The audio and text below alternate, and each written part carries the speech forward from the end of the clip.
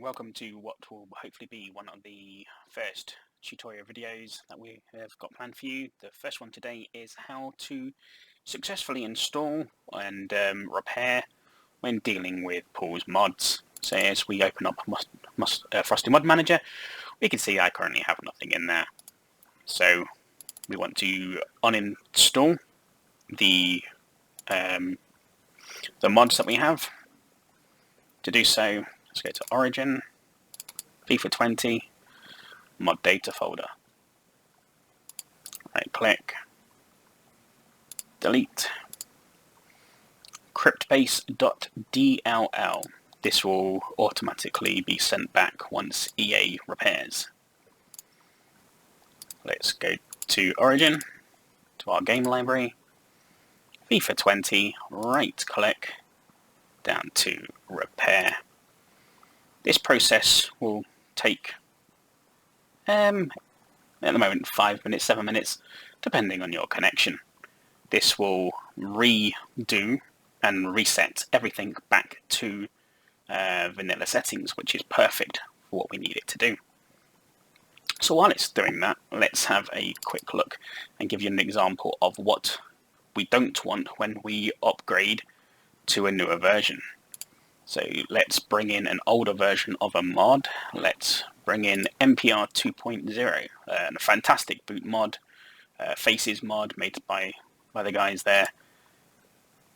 Installing it, there we go. The little triangle both there and there is warning us that it is this mod was designed for a different patch version. It may or may not work.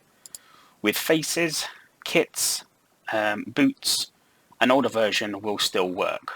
What won't work is the mini kits. So therefore, if you have any kits that have added on a new mini kit, you will need to contact the kit maker and ask them to update it for you. So let's take that off. Let's try another one just to make sure.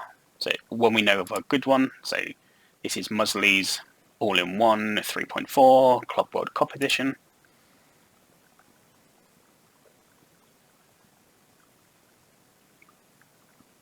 It's installing it there. This one may take a bit of a while. It's a hefty size, this one, around about 512 megabytes. There we go. Notice no triangle in the corner. He'd recently updated it today, so we're all looking good there. Let's have you see with the green there, that means it's still doing it. Let's have another quick there. 2 minutes on verifying the files, and then we can be all dandy. Now this is vitally important.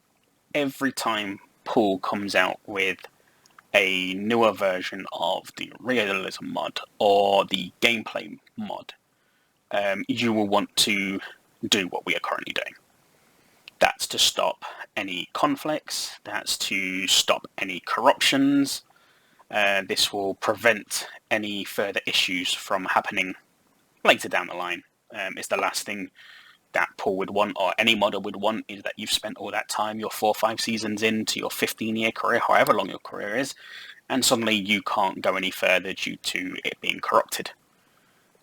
So by doing this every single time, so not just every time Paul brings out a newer version, Paul brings out multiple versions. I think we're on 1.6A3 is the current public version.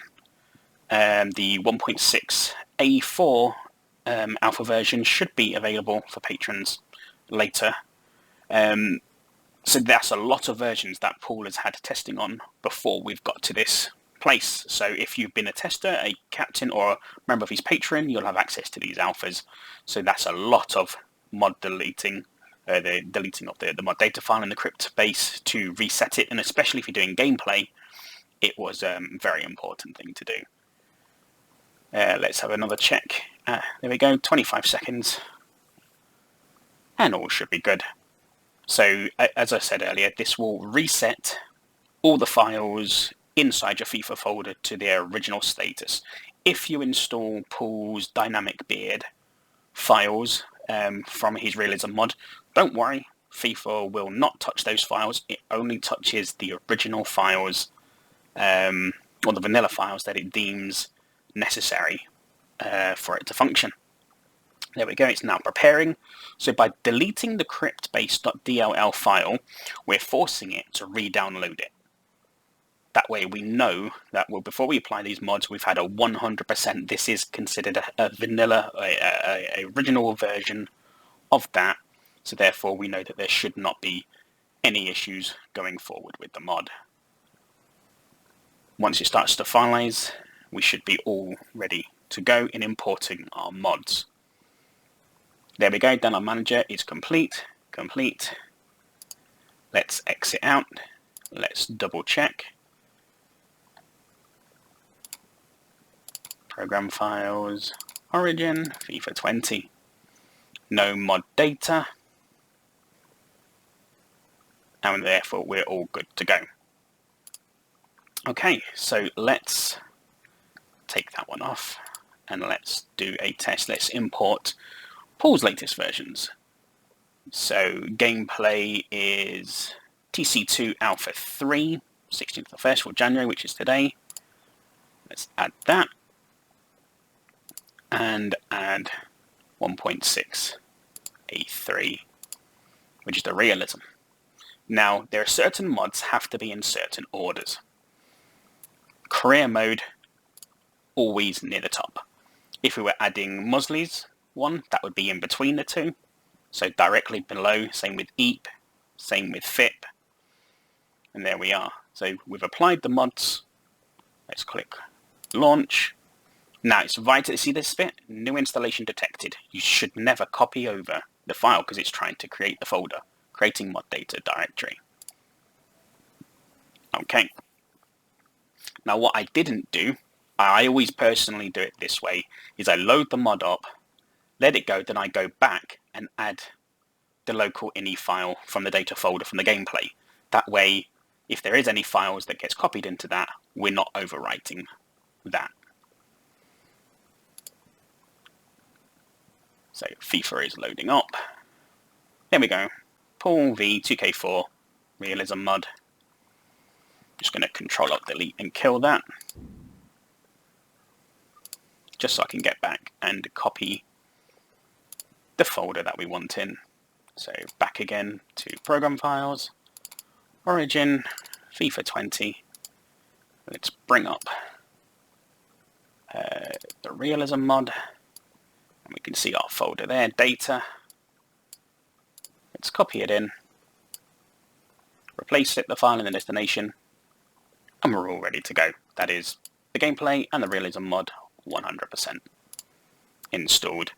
I hope that helps with any issues that you may have. If you get an error and for some reason Frosty will not launch, just do and repeat everything you've seen in this video. Delete mod data, delete cryptbase.dll, do a repair, and then reapply your mods, and you should be golden. Hope that helps. Thank you.